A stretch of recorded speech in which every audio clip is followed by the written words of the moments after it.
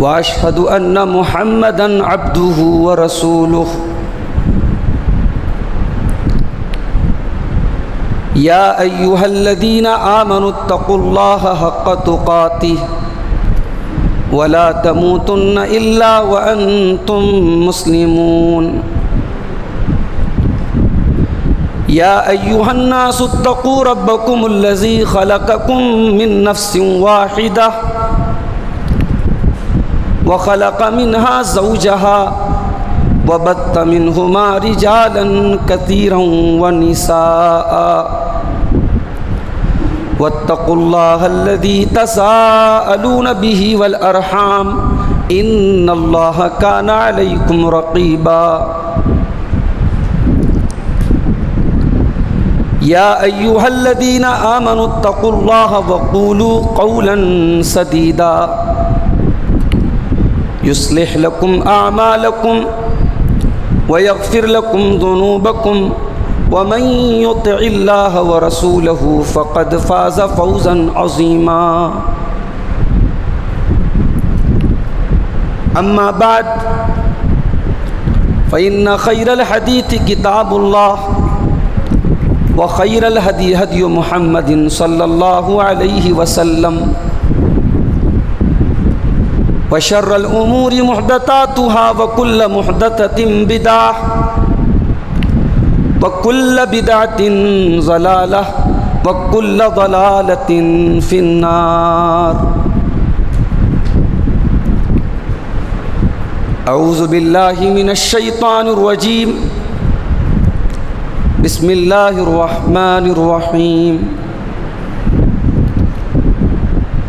واعتصموا بحبل الله جميعا ولا تفرقوا واذكروا نعمة الله عليكم إذ كنتم أعداء فألف بين قلوبكم فأصبحتم بنعمته إخوانا وكنتم على شفا حفرة من النار فأنقذكم منها كذلك يبين الله لكم آياته لعلكم تهتدون۔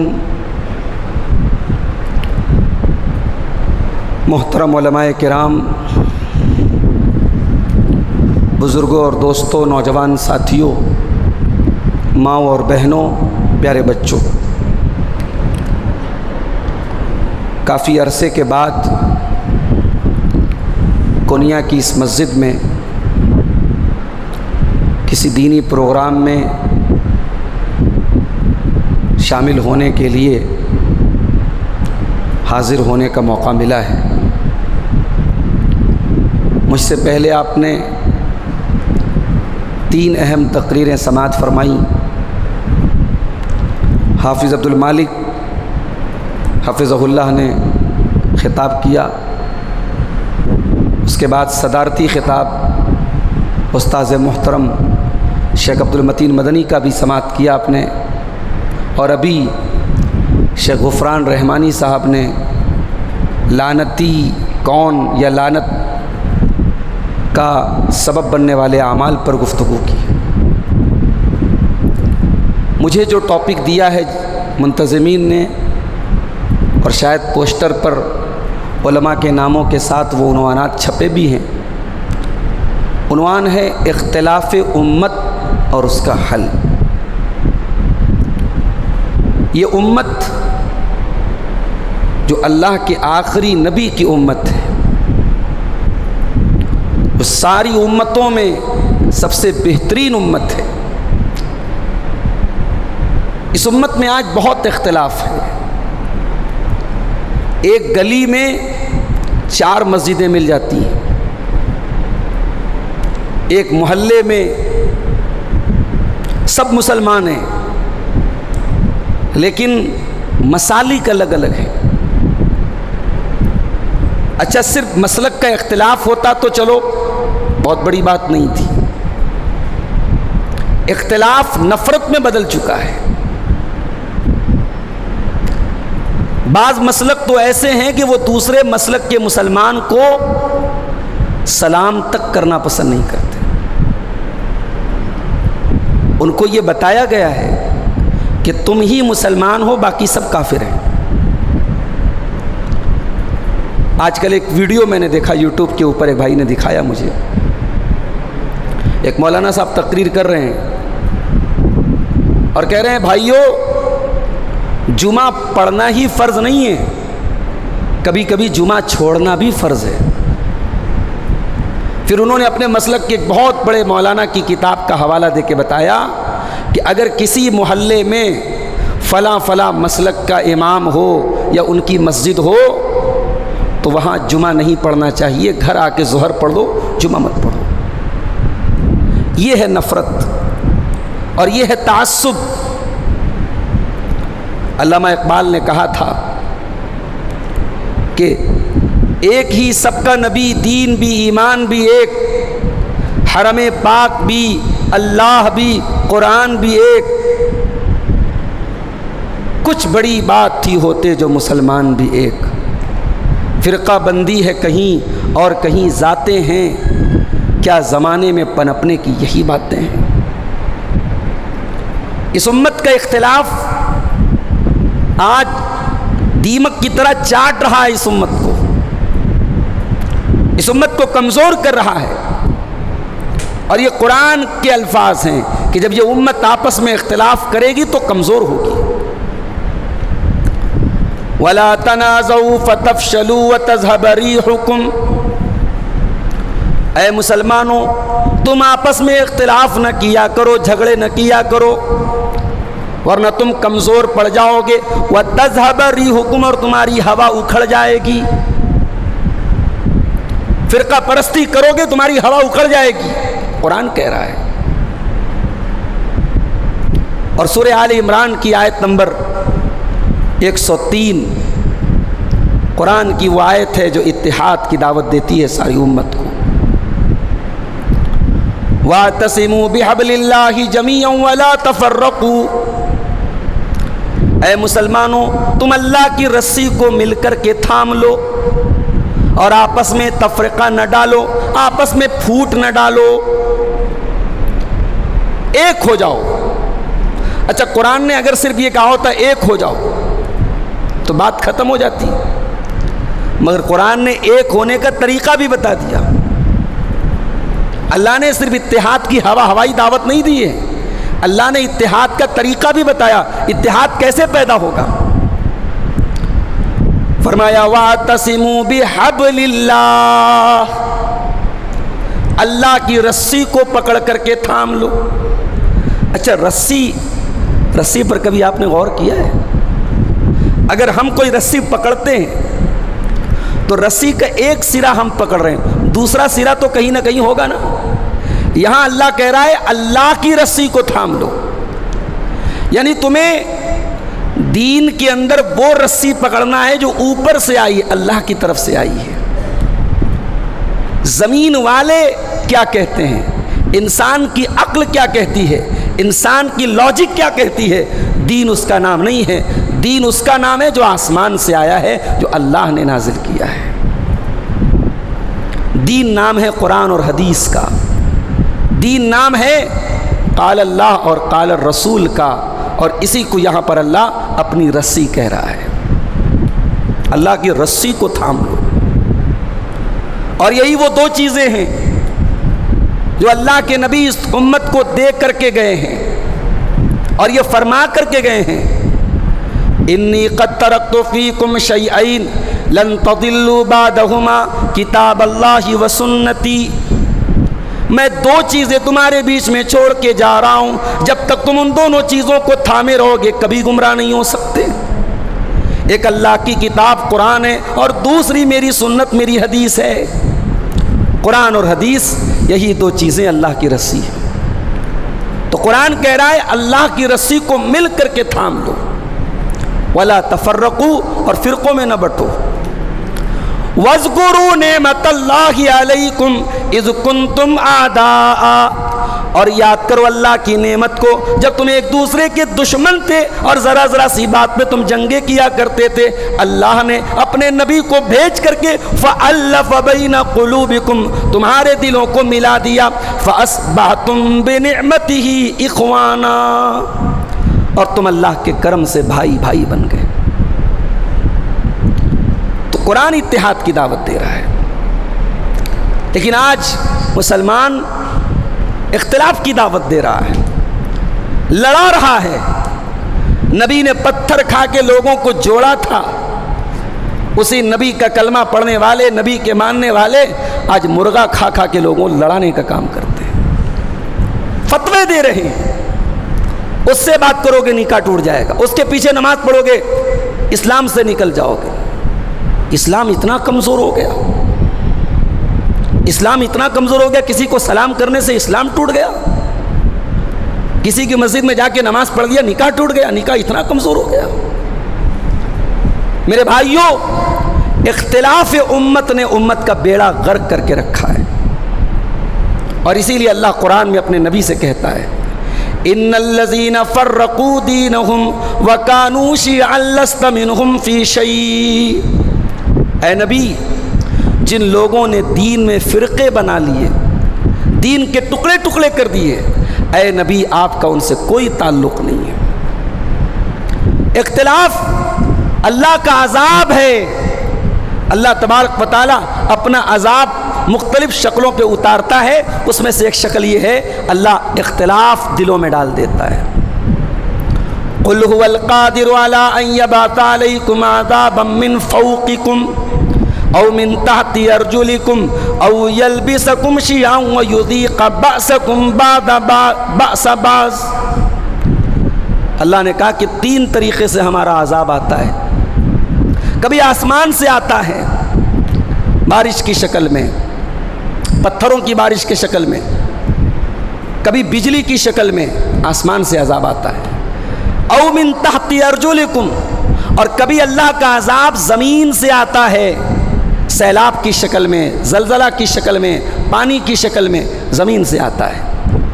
اور اللہ کے عذاب کی تیسری شکل کیا ہے؟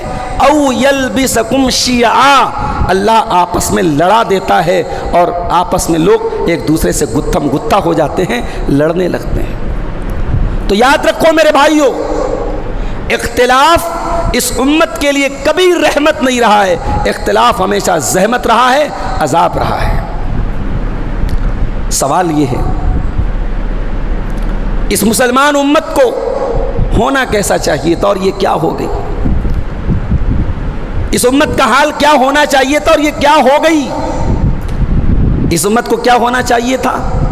اللہ کے پیارے نبی فرماتے ہیں المؤمن للمؤمن کالبنیان یشد بعضہ بعضا۔ مومن مومن کے لیے عمارت کی طرح ہونا چاہیے، بلڈنگ کی طرح۔ بلڈنگ کھڑی ہوتی ہے نا تو بلڈنگ کا ہر میٹیریل، ہر اینٹ دوسری اینٹ کو سپورٹ کرتی ہے۔ بلڈنگ میں جو چھڑ لگی ہے، جو سیمنٹ ہے، جو بالو ہے، جتنے بھی میٹیریل ہیں، بلڈنگ کا ہر میٹیریل دوسرے میٹیریل کو طاقت دے رہا ہے، سپورٹ کر رہا ہے۔ اللہ کے نبی نے فرمایا یہ امت ایک بلڈنگ کی طرح ہونی چاہیے، کل بنیان یشد بعضہ بعضا۔ اگر فلسطین کے کسی مسلمان کو تکلیف پہنچی ہے تو انڈیا کے ایک چھوٹے سے شہر بنارس کا رہنے والا مسلمان یہ نہ سمجھے کہ یہ میرا میٹر تو نہیں ہے، میرا گھر تو نہیں گرا ہے، میرے بچے تو یتیم نہیں ہوئے ہیں، میری بیوی تو بیوہ نہیں ہوئی ہے۔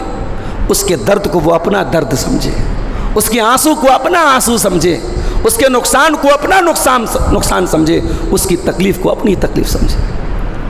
اسی لیے اللہ کے نبی فرماتے ہیں مثل المؤمنین فی توادہم وتعاطفہم وتراحمہم کمثل الجسد الواحد اذ اشتکا منہ عضو تداعی لہ سائر الجسد بالسہر والحمى۔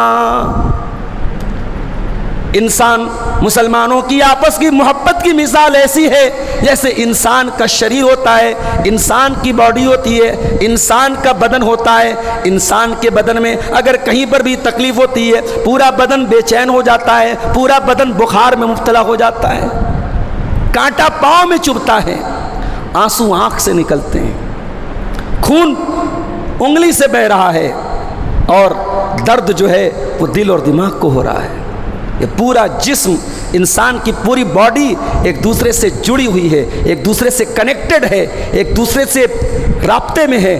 اللہ کے نبی فرما رہے مسلمان سے رابطے میں رہنا چاہیے، ہمیں ہونا تو ایسا چاہیے تھا۔ اور ہم ہو کیسے گئے؟ میرے بھائیوں، آج پوری دنیا میں مسلمان اکلوتی قوم ہے جس کے مذہب میں ہر چیز میں اجتماعیت ہے۔ دنیا کے اور مذہب میں عبادت کرنا ہے گھر میں پڑھ دو، اکیلے پڑھ دو، ہمارے یہاں عبادت کرنا ہے مسجد میں آنا پڑے گا۔ جب تک کوئی مجبوری نہیں ہے، کوئی عذر نہیں ہے، آپ کو مسجد میں آنا ہے تاکہ ایک گیدرنگ ہو جائے، ایک اجتماع ہو جائے، لوگ ایک دوسرے کے سکھ دکھ کو جان لیں، ایک دوسرے کے حال چال کو جان لیں۔ اگر پانچوں ٹائم میں اکٹھا نہیں ہو پائے تو ہفتے میں ایک دن رکھا گیا جمعہ کا دن کہ چلو بھائی کم سے کم جمعہ کے دن پورے محلے کے لوگ اکٹھا ہو جاؤ۔ پھر سال میں ایک عید کی نماز رکھی گئی یا پورے شہر کے لوگ اکٹھا ہو جائیں۔ کیوں ہے میرے بھائی؟ اسلام اتحاد کا دین ہے، اسلام یونٹی کا دین ہے، اسلام اجتماعیت کا دین ہے، اسلام ٹکڑے ٹکڑے رہنے کا دین نہیں ہے۔ علامہ اقبال کہتے ہیں فرد قائم ربط ملت سے ہے تنہا کچھ نہیں، موج ہے دریا میں اور بیرون دریا کچھ نہیں۔ اس امت کا ہر فرد اس امت کی طاقت ہے، مگر آج یہ امت بٹ چکی ہے، اور آج میرے تقریر کا عنوان یہی ہے کہ اس بٹوارے کو ختم کیسے کیا جائے، اس اختلاف کو حل کیسے کیا جائے۔ تو یاد رکھیے میرے بھائیوں، اگر اس امت کے اختلاف کو حل کرنا ہے تو سب سے پہلا کام جو ہمیں کرنا ہے کہ ہر مسلمان اپنے دوسرے مسلمان بھائی کے حق کو پہچانے۔ ایک ہوتا ہے نا ہمارے سگے بھائی کا کیا حق ہے، ہماری ماں کا کیا حق ہے، ہمارے باپ کا کیا حق ہے، ہمارے رشتہ دار کا کیا حق ہے۔ ایک حق وہ ہے جو مسلمان کا مسلمان پر ہے، اور وہ کیا ہے؟ اللہ کے پیارے نبی نے فرمایا حق المسلم علی المسلم ست، مسلمان کا مسلمان کے اوپر 6 حق ہے۔ صحابہ نے پوچھا ہے اللہ کے نبی کون کون سا 6 حق ہے؟ آپ نے فرمایا اذا لقیتہ فسلم علیہ، جب بھی مسلمان سے ملاقات کرے تو سلام کرے۔ دوسرے مذہب میں اس کی مثال نہیں ملتی۔ آپ انڈیا میں دیکھ لیں، بنارس کے غیر مسلم آپس میں ملتے ہیں کچھ اور طریقے سے سلام کرتے ہیں آپس میں۔ آپ متھرا میں چلے جائیں کچھ اور طریقے سے کرتے ہیں، گجرات میں چلے جائیں کچھ اور طریقے سے کرتے ہیں، بنگال میں چلے جائیں کچھ اور طریقے سے کرتے ہیں، مگر مسلمان پوری کائنات میں کہیں پر بھی ملیں، وہ انڈیا کے ہوں، وہ بنگلہ دیش کے ہوں، وہ ملیشیا کے ہوں، وہ انڈونیشیا کے ہوں، افریقہ کے ہوں، امریکہ کے ہوں، ان کا گریٹنگ کا انداز، ان کا جب ملیں گے تو ملاقات کے ٹائم جو الفاظ ہیں سب کا سیم ہے، السلام علیکم ورحمۃ اللہ وبرکاتہ۔ یہ اسلام کی خاصیت ہے، یہ یونیورسل گریٹنگ ہے۔ مسلمان جب بھی ملے گا اپنے مسلمان بھائی کو سلامتی کی دعا کرے گا، رحمت کی دعا کرے گا، برکت کی دعا کرے گا۔ تو پہلا حق کیا ہے؟ ملاقات کرو تو سلام کرو۔ وَإِذَا دَعَاكَ فَأَجِبْهُ، اور جب تمہارا مسلمان بھائی دعوت دے تو دعوت قبول کرو۔ تیسرا حق وَإِذَا اسْتَنصَحَكَ فَانصَحْ لَهُ، اور جب تمہارا مسلمان بھائی تم سے کوئی مشورہ مانگے تو صحیح مشورہ دو۔ رشتہ ناتا کا معاملہ ہو، لین دین کا معاملہ ہو، کاروبار کا معاملہ ہو، زمین جائیداد کا معاملہ، صحیح رائے دو، خیر خواہی کرو۔ بعض لوگ کیا کرتے ہیں، ارے ہم کیوں کسی سے برائی مول لیں، معلوم ہے کہ فلاں آدمی 420 ہے، اس سے کاروبار کرے گا رقم ڈوب جائے گی، اب اس سے آ کے پوچھتا ہے بھائی تمہارا پڑوسی ہے، اس سے میں کچھ لین دین کرنا چاہتا ہوں، تو اب یہ سوچتا ہے کہ اگر میں نے سچائی بتا دی تو میرا پڑوسی جو ہے مجھ سے ناراض ہو جائے گا۔ بھائی جب ایک آدمی آپ سے رائے مانگ رہا ہے اور وہاں رائے دینا ضروری ہے تو صحیح رائے دو، کچھ نہیں تو اتنا کہہ دو کہ بھائی دیکھو ایسا ہے، لین دین کر رہے ہو، پیسے کا معاملہ ہے، تھوڑا سوچ سمجھ لو، اتنا کہہ دو۔ رشتہ ناتا کا معاملہ ہے، آپ کو معلوم ہے کہ رشتہ صحیح نہیں ہے تو اتنا بتا دو بھائی دیکھو ایسا ہے، جب ہمارے تو پڑوسی ہیں، اب ہم بہت زیادہ کچھ بول نہیں سکتے، آپ تحقیق کر لیجئے، جانچ کر لیجئے، اس کے بعد فیصلہ کیجئے۔ کوئی مشورہ مانگے تو صحیح مشورہ دو، خیر خواہی والی بات کرو، نہ تو کسی سے دشمنی نبھاؤ اور نہ دوستی میں کسی کے غلط اور کسی کے جرم کو چھپانے کا کام کرو، صحیح مشورہ دو۔ اور چوتھا حق کیا ہے؟ وَإِذَا أَطِسَ فَحَمِدَ اللَّهَ فَشَمِّتُ، اگر آپ کا مسلمان بھائی آپ کے سامنے چھینکتا ہے اور الحمدللہ کہتا ہے تو اس کے الحمدللہ کے جواب میں یرحمک اللہ کہنا ضروری ہے۔ ہم لوگ اس کو بڑا معمولی سمجھتے ہیں کہ بھئی یہ کون سی بڑی بات ہے، یہ حق ہے۔ مسلمان کو چھینک آئی، اس نے الحمدللہ کہا تو آپ یرحمک اللہ کہیے، اس کا حق ہے۔ اور پانچویں چیز وَإِذَا مَرِضَ فَعُدْهُ، مسلمان جب بیمار ہو جائے تو اس کی عیادت کرو۔ یہاں اپنے رشتہ دار کی عیادت انسان نہیں کرتا، اتنا بزی ہو چکا ہے آج کا انسان، فیس بک کے لیے بزی نہیں ہے، دن بھر بیٹھ کر کے ریلز دیکھنے کے لیے بزی نہیں ہے، کرکٹ میچ دیکھنے کے لیے بزی نہیں ہے۔ کوئی اپنا بیمار ہے، کسی ہاسپٹل میں ایڈمٹ ہے، اس کی خیر خبر لینے کے لیے، اس کی عیادت کے لیے انسان کو جانے میں تکلیف ہوتی ہے۔ یہ آج کے دور کا انسان ہے۔ اللہ کے رسول کہہ رہے مسلمان کا مسلمان پر حق ہے، رشتہ داری ہو چاہے نہ ہو، تعلقات ہو چاہے نہ ہو، اگر آپ کا مسلمان بھائی جس کو آپ جانتے بیمار ہے، جاؤ عیادت کر کے چلے آؤ۔ اور وَإِذَا مَاتَ فَاتَّبِعْهُ، اور مسلمان جب انتقال کر جائے، مر جائے تو اس کے جنازے میں شامل ہو جاؤ، یہ مسلمان کا مسلمان پر حق ہے۔ تو یہ پہلی چیز ہے میرے بھائی، اختلاف کو دور کرنا ہے تو یہ 6 کام ہمیں کرنا پڑے گا، تب جا کر کے دوری ختم ہوگی اور اختلاف ختم ہوگا۔ اور آگے بڑھیے، اختلاف کو ختم کرنے کا دوسرا طریقہ، کوئی بھی مسلمان اپنے دوسرے مسلمان بھائی سے حسد نہ کرے، اس کے اپنے دل میں اس کے خلاف کوئی جلن پیدا نہ کرے، کسی کی ترقی کو دیکھ کر کے، کسی کی دولت کو دیکھ کر کے، کسی کے اونچے مقام کو دیکھ کر کے اپنے دل میں کوئی ٹینشن نہ پالے۔ آج تو مسئلہ کیا ہے، انسان اپنے سکھ سے زیادہ، اپنے دکھ سے زیادہ دوسروں کے سکھ سے پریشان ہے۔ وہ اتنا پیسہ کیوں کما رہا ہے، اس کے پاس یہ 4 ویلر کہاں سے آ گئی، اس کے پاس اس کو اتنی اچھی بہو کیسے مل گئی، اس کو اتنی اچھی بیوی کیسے مل گئی، اس کے بچے چین سے کیوں رہتے ہیں۔ آج انسان اتنا گر چکا ہے، آج ہمارا معاشرہ اتنا گر چکا ہے کہ دوسروں کی خوشیوں سے دکھ ہوتا ہے لوگوں کو، اور دوسروں کے دکھ سے مزہ آتا ہے۔ کسی کو کے اوپر کوئی مصیبت آ جائے، کسی کے گھر بھائی کا جھگڑا ہو جائے، ساس بہو کا جھگڑا ہو جائے، تو بعض عورتیں مزہ لینے کے لیے جاتی ہیں، اچھا تو تیری پتویا کا کہس، مقصد وہاں مرچ مسالہ لگانا ہوتا ہے، وہاں زخموں پر نمک چھڑکنا ہوتا ہے۔ لوگ دوسروں کے گھروں میں تاکہ جھانکی کرتے ہیں، دوسروں کے مسائل اور دوسروں کے گھر کی حال چال اس لیے پوچھتے ہیں تاکہ مزہ لے سکیں، ان کے دل کو سکون مل سکے۔ یہ نہیں ہونا چاہیے میرے بھائی۔ اللہ کے پیارے نبی فرماتے ہیں ایاکم والظن فإن الظن اکذب الحدیث، کسی کے بارے میں غلط گمان نہ کیا کرو، غلط گمان کرنا بہت جھوٹی بات ہے، بہت غلط بات ہے۔ وَلَا تَحَسَّسُوا وَلَا تَجَسَّسُوا، اور کسی کی جاسوسی مت کیا کرو، کسی کی ٹوہ میں نہ لگے رہا کرو۔ وَلَا تَحَاسَدُوا، اور آپس میں ایک دوسرے سے حسد نہ کیا کرو۔ وَلَا تَبَاغَضُوا، اور ایک دوسرے سے نفرت نہ کیا کرو۔ وَلَا تَدَابَرُوا، اور ایک دوسرے سے رشتہ نہ کاٹا کرو۔ وَكُونُوا عِبَادَ اللَّهِ إِخْوَانًا، بلکہ اللہ کے بندو تم بھائی بھائی بن کے رہا کرو۔ یہ حسد کی بیماری انسان کی نیکیوں کو کھا جاتی ہے میرے بھائی، انسان کی نمازوں کو برباد کر دیتی ہے، انسان کے حج اور عمروں کو برباد کر دیتی ہے۔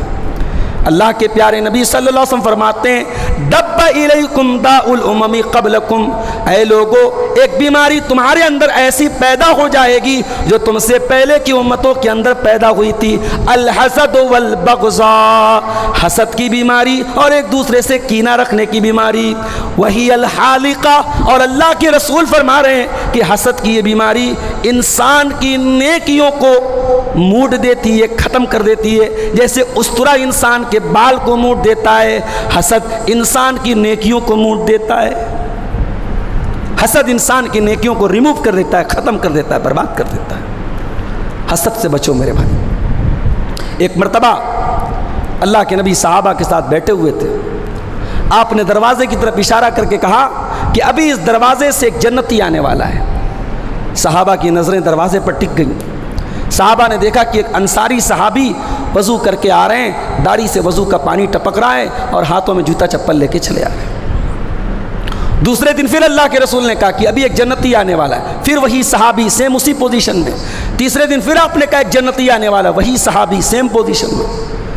حضرت عبداللہ بن عمرو بن عاص کہتے ہیں میں انصاری صحابی کے پیچھے پیچھے گیا یہ پتہ کرنے کے لیے کہ ایسا کون سا عمل کرتے ہیں کہ اللہ کے نبی نے ان کو جنتی کہا ہے. حضرت عبداللہ کہتے ہیں جب انصاری صحابی اپنے مکان کے دروازے پر پہنچے، میں نے کہا بھائی میرے باپ سے میرا جھگڑا ہو گیا ہے اور میں نے قسم کھائی ہے کہ 3 دن تک اپنے گھر نہیں جاؤں گا، تو کیا میں 3 دن آپ کے گھر میں رہ سکتا ہوں؟ صحابی اپنی بیوی سے پوچھنے نہیں گئے کہ سالن بنائے کہ نہیں بنائے، روٹی بنی ہے کہ نہیں بنی ہے، چاول بنائے کہ نہیں بنائے، گھر میں کمرے کا انتظام کتنا ہے، یہ سب نہیں پوچھا. صحابی نے کہا کہ آپ کا استقبال ہے، آئیے. یہ صحابہ تھے میرے بھائیوں، ان کے مکان چھوٹے چھوٹے تھے مگر دل بہت بڑے تھے. وہ اپنے بھائی کو مہمان بنا کر کے 3 دن بڑے آرام سے اپنے گھر میں رکھ لیتے تھے. ہم تو 3 گھنٹے کسی کو نہیں رکھ سکتے.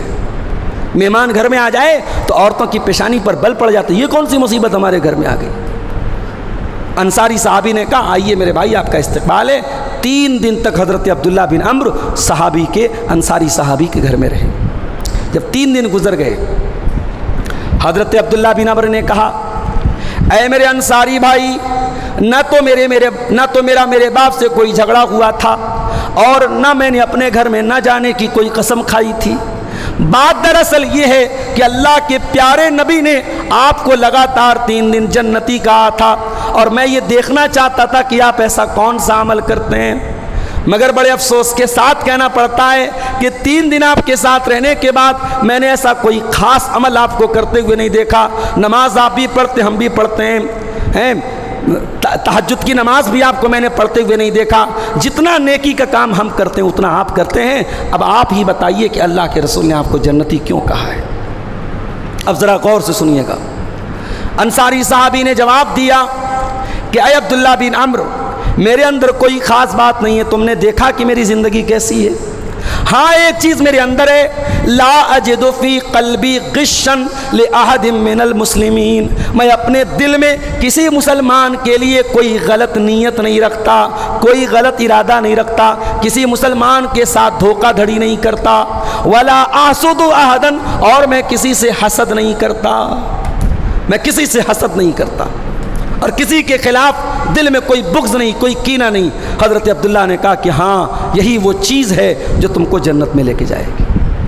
تو میرے بھائیوں، حسد سے باہر نکلو، حسد سے ہم سب باہر نکلیں. ایک دوسرے کی ترقی کو دیکھ کر کے جلنا کوڑنا چھوڑ دیں. ہم بھی ترقی کی کوشش کریں، ہم بھی اللہ سے دعا کریں اللہ ہمارے گھر کو بھی چمکا دے، ہمارے کاروبار میں بھی ترقی دے دے. دوسروں کا سکھ دیکھ کر کے کبھی دکھی نہ ہوں، اپنے دکھ کو دور کریں اور اپنے سکھ کے لیے کوشش کریں. اور آگے بڑھیے. اختلاف کو اگر دور کرنا ہے تو ایک کام ہمیں اور کرنا پڑے گا، تکبر سے اپنے آپ کو بچنا پڑے گا. تکبر نہیں ہونا چاہیے. کس بات کا تکبر ہے؟ خوبصورتی کا، دولت کا، زمین کا، جائیداد کا، شہرت کا؟ کس بات کا تکبر ہے؟ اگر دولت کا ہے، جس دن مرو گے سانس ٹوٹے گی، دل کی دھڑکن بند ہوگی، یہ ساری دولت آپ کے وارثوں کی ہو جائے گی. بیوی کا اتنا حصہ، بیٹے کا اتنا حصہ، بیٹی کا اتنا حصہ، باپ کا اتنا حصہ، ماں کا اتنا حصہ. آپ کیا لے کے جائیں گے؟ کچھ نہیں. 2 گز زمین ملے گی، اسی کے اندر آپ کو دفنایا جائے گا. تو دولت پر کس بات کا تکبر ہے میرے بھائی؟ خوبصورتی پر ہے. آج جوانی ہے، خوبصورتی ہے، کل بڑھاپا آئے گا، چہرے پر جھریاں پڑ جائیں گی.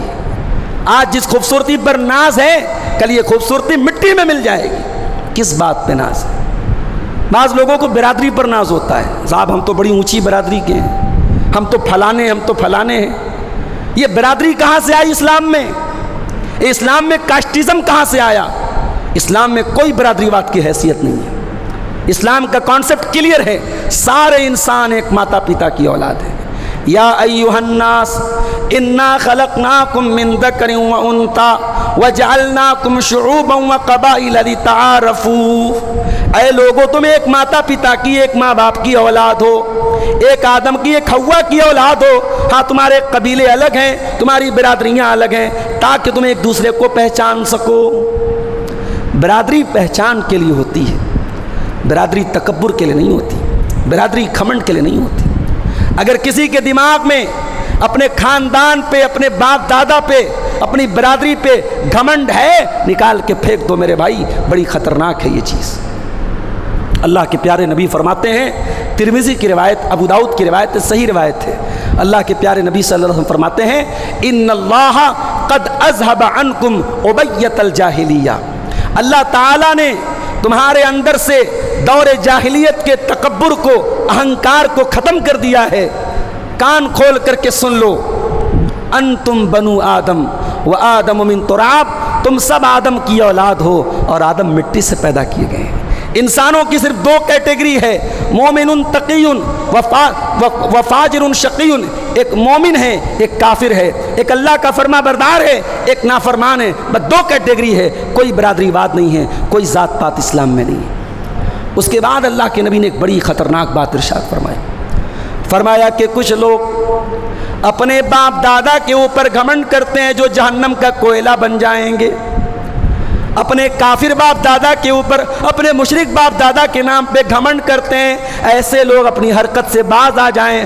او لیکونن اہون علی اللہ من الجعلان, ورنہ اللہ تعالیٰ کے یہاں یہ اس کیڑے سے بھی زیادہ ذلیل ہو جائیں گے جو کیڑا پاخانہ کھاتا ہے. ایک کیڑا ہوتا ہے کالے رنگ کا جو پاخانہ کھاتا ہے, جو گندگی میں رہتا ہے, اس کو گبریلا بولا ہے. تو گبریلا عربی میں اس کو جعل بولتے ہیں, جعل اس کی جمع آتی ہے جعلان. اور یہ اتنا خطرناک کیڑا ہوتا ہے, یہ جانوروں کی شرمگاہ میں کاٹتا ہے اور اس کی خوراک ہوتی ہے جانوروں کا اور انسان کا پاخانہ.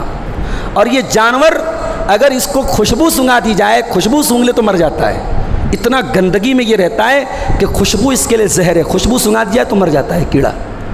اللہ کے نبی کہتے ہیں جو لوگ اپنی برادری پر, اپنے خاندان پر, اپنے باپ دادا کے نام پہ فخر کرتے ہیں, اللہ کے نزدیک وہ اس کیڑے سے, اس پاخانہ کھانے والے کیڑے سے بھی زیادہ ذلیل ہیں اللہ کے نزدیک. تو برادری واد کی اسلام میں کوئی حیثیت نہیں. اور آگے بڑھیے, ہمارے اختلاف کی ایک بنیاد ہوتی ہے مسلکی اختلاف.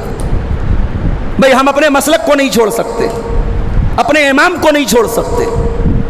میں کہتا ہوں دین کے اندر اگر کوئی معصوم ہے, اگر کوئی ایسی ہستی ہے جس کی ہر بات کو ماننا ہے, تو ایسی ہستی صرف ایک ہے, اور وہ جناب محمد رسول اللہ صلی اللہ علیہ وسلم.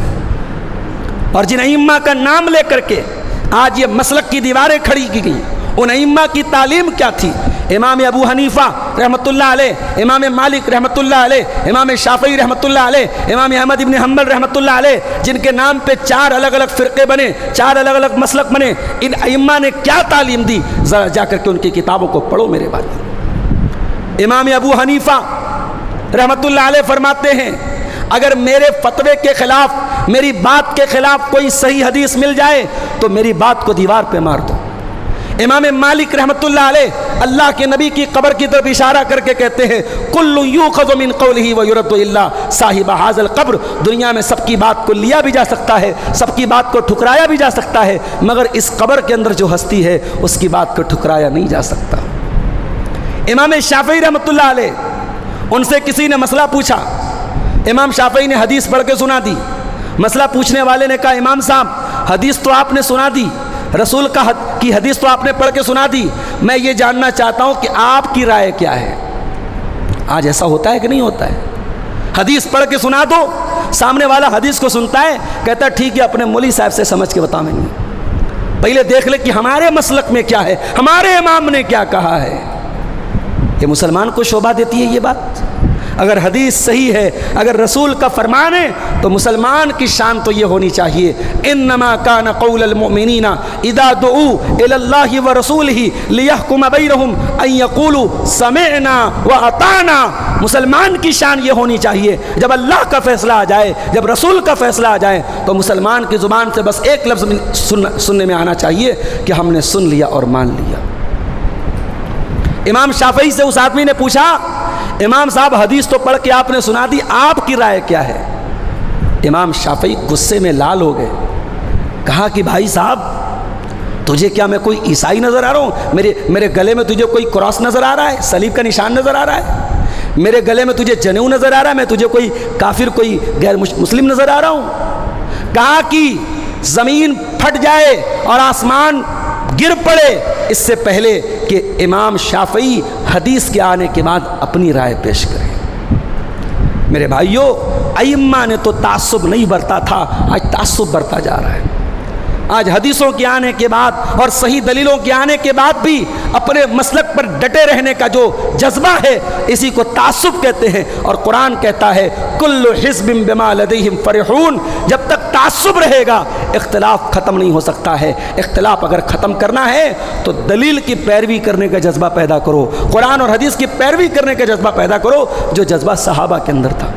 کیا صحابہ میں اختلاف نہیں ہوا؟ کئی مسائل میں اختلاف ہوا۔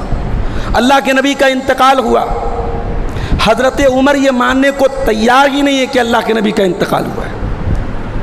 اللہ کے نبی صلی اللہ علیہ وسلم کا انتقال ہو گیا اور حضرت عمر یہ ماننے کو تیار نہیں ہے، تلوار لے کے کھڑے ہیں کہ جو کہے گا کہ اللہ کے نبی کی وفات ہو گئی اس کی گردن مار دوں گا۔ حضرت ابوبکر صدیق کو پتہ چلا، آئے سیدھے اللہ کے نبی کے حجرے میں پہنچے، اللہ کے نبی کے پیشانی کو چوما اور روتے ہوئے کہا طبت حیاً و میتاً، اے میرے رسول زندگی میں بھی آپ پاک تھے اور موت کے بعد بھی آپ پاک ہیں۔ اللہ آپ کے اوپر دو موت اکٹھا نہیں کرے گا، سب کو ایک موت آتی ہے اور وہ موت آپ کو آ چکی ہے۔ اس کے بعد حضرت ابوبکر صدیق مسجد میں آئے اور منبر کے بغل میں کھڑے ہوئے اور خطبہ دیا، اور خطبے میں قرآن کی آیت پڑھی وما محمد الا رسول قد خلت من قبله الرسل افئن مات او قتل انقلبتم على اعقابكم، اے لوگو محمد الرسول اللہ تو اللہ کے رسول ہیں، اگر ان کو موت آ جائے یا ان کو قتل کر دیا جائے تو کیا تم ایڑی کے بل پلٹ جاؤ گے؟ یہ قرآن کی آیت پڑھی حضرت ابوبکر صدیق نے، اور اس کے بعد کہا من کان یعبد منکم محمدا فإن محمدا قد مات، اے لوگو جو محمد الرسول اللہ کی عبادت کرتا تھا وہ کان کھول کر کے سن لے، محمد الرسول اللہ صلی اللہ علیہ وسلم کی وفات ہو چکی ہے، موت کا فرشتہ آپ کے پاس آ چکا ہے، آپ کو موت آ چکی ہے۔ ومن کان یعبد اللہ، اور جو اللہ کی عبادت کرتا تھا وہ یہ سن لے فإن اللہ حی لا یموت، اللہ زندہ ہے، اللہ کو کبھی موت نہیں آ سکتی۔ تو میرے عزیزوں، اختلاف ختم ہو گیا۔ حضرت عمر نے فوراً رجوع کر لیا، زمین پر گر پڑے اور کہنے لگے میرے دل نے یقین کر لیا کہ محمد رسول اللہ صلی اللہ علیہ وسلم کی وفات ہو چکی ہے۔ اور آگے بڑھیے، نبی کا انتقال ہوا، نبی کو کہاں دفنایا جائے اس مسئلے پر بھی اختلاف۔ کسی نے کہا کہ اللہ کے نبی کو وہیں پہ دفنایا جائے، کسی نے کہا کہ قبرستان میں بقیع میں دفنایا جائے۔ حضرت ابوبکر نے حدیث پڑھ کے سنا دی کہ اللہ کے نبی کو میں نے فرماتے ہوئے سنا تھا کہ نبی کا جہاں انتقال ہوتا ہے حیث قبضہ یدفن حیث قبضہ، نبی کا جہاں انتقال ہوتا ہے وہیں نبی کو دفنایا جاتا ہے۔ چنانچہ صحابہ نے فوراً عمل کیا، بستر کو ہٹایا گیا اور جہاں اللہ کے نبی صلی اللہ علیہ وسلم کی وفات ہوئی تھی وہیں پر آپ کو دفنایا گیا۔ تو اختلاف تو صحابہ میں بھی ہوا تھا میرے بھائی، مگر صحابہ کا اختلاف ہٹ دھرمی والا نہیں تھا، تعصب والا نہیں تھا۔ وہ اختلاف کے بعد رجوع کر لیتے تھے، اگر دلیل سامنے آ جاتی تھی رجوع کر لیتے۔ آخری بات بیان کر کے بات ختم کر رہا ہوں۔ اختلاف کو دور کرنے کے لیے ہمیں علماء سے بھی سوال کرنا پڑے گا، علماء سے ہمیں جڑنا پڑے گا، اور علماء سے جب ہم سوال کریں تو ہم یہ جاننے کے لیے سوال کریں کہ صحیح کیا ہے۔ ہم یہ جاننے کے لیے سوال نہ کریں کہ جو ہمارے من میں ہے، جو ہماری خواہشات ہیں وہی مولوی صاحب جواب دے دیں۔ مجھے بہت اچھی طریقے سے یاد ہے، اسی بنارس میں پہلے اکا دکا لوگ ساڑی پر فیگر کا کام کرتے تھے، اور لوگ ان گھروں کو اچھا نہیں مانتے تھے۔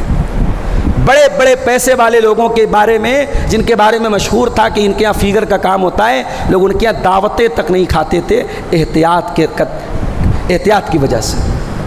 آج کیا ہو رہا ہے؟ آج ایک بڑی تعداد میں فیگر کا کام ہو رہا ہے، ساڑیوں پر فیگر بن رہا ہے، اس کی بنائی کرنے والا بنائی کر رہا ہے، کٹنگ کرنے والا کٹنگ کر رہا ہے، جالی بنانے والا جالی بنا رہا ہے، سارا کام ہو رہا ہے۔ اور مولوی صاحب سے جب فتویٰ پوچھیں گے تو کیسے پوچھیں گے؟ مولوی صاحب یہ بتائیے کہ ہم بنا نہیں رہے، خالی جالی بنا رہے۔ ہم بنا نہیں رہے، صرف کٹنگ کر رہے ہیں، ہم بنا نہیں رہے، صرف پالش کر رہے ہیں۔ میں کہتا ہوں اگر فیگر کی ساڑی بنانا غلط ہے تو جس طریقے سے شراب حرام ہے، اللہ کے نبی نے فرمایا کہ شراب خریدنے والا، شراب بیچنے والا، شراب تیار کرنے والا، شراب کے لیے رس نچوڑنے والا، شراب کو لے جانے والا، سب پر اللہ کی لعنت۔ تو اصول ہے شریعت کا، برائی میں کسی بھی طریقے کا سپورٹ کرنے والا وہ بھی برائی میں مبتلا ہوتا ہے۔ اس لیے میرے بھائیوں، نفس کو اپنا مفتی مت بناؤ، اپنے دل کو اپنا مفتی مت بناؤ، اپنی خواہشات کے مطابق فتویٰ مت طلب کرو، علماء سے پوچھو اور جو حق بات ہے اس کو قبول کرو۔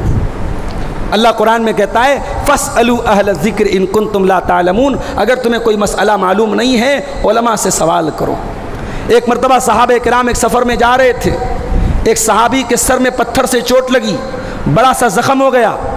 صحابی نے دوسرے لوگوں سے پوچھا کہ بھائی میں ناپاک ہو گیا ہوں، رات میں نائٹ فال ہو گیا ہے، اب میں غسل نہیں کر سکتا کیونکہ سر پہ بڑی خطرناک چوٹ لگی ہے، تو کیا میں تیمم کر سکتا ہوں؟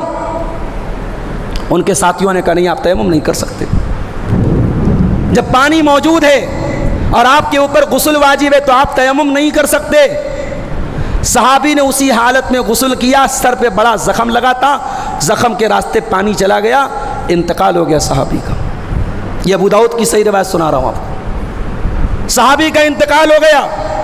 جب یہ صحابہ کرام مدینہ پہنچے اور اللہ کے رسول صلی اللہ علیہ وسلم کو پوری بات بتائی تو اللہ کے نبی نے بڑے غصے میں کہا قتلوہ قتلہم اللہ، ان لوگوں نے اسے قتل کر ڈالا، ان لوگوں کی وجہ سے ان کو موت، مر گئے وہ، ان کی موت ہو گئی۔ الا سألوا اذ لم یعلموا، جب ان کو پتہ نہیں تھا تو انہوں نے سوال کیوں نہیں کیا، انہوں نے بغیر علم کے فتویٰ کیوں دیا؟ انما شفاء العی السؤال، جہالت کا علاج سوال ہے، جہالت کا علاج علماء سے پوچھنا ہے، جہالت کا علاج علماء سے سوال کرنا ہے۔ تو میرے بھائیوں، اختلاف اگر ختم کرنا ہے تو آپ کو اپنے مسائل میں قرآن و حدیث کی طرف رجوع کرنا پڑے گا، علماء سے پوچھنا پڑے گا اور ہر قسم کے تعصب سے اوپر اٹھنا پڑے گا۔ یہ چند باتیں اختلاف امت کے حوالے سے آپ کے سامنے رکھی گئیں۔ اللہ تعالیٰ سے دعا ہے رب العالمین ہماری صفوں میں اتحاد پیدا فرما دے، ہر قسم کے اختلاف سے ہم سب کو دور رہنے کی توفیق عطا فرمائے، ہمارے دلوں میں ایک دوسرے کا احترام پیدا فرما دے رب العالمین، ہمارے دلوں میں ایک دوسرے کے لیے جو بھی بغض ہے، عداوت ہے، کینہ ہے، اس کو نکال کر کے ہمارے دلوں کو پاک اور صاف کر دے۔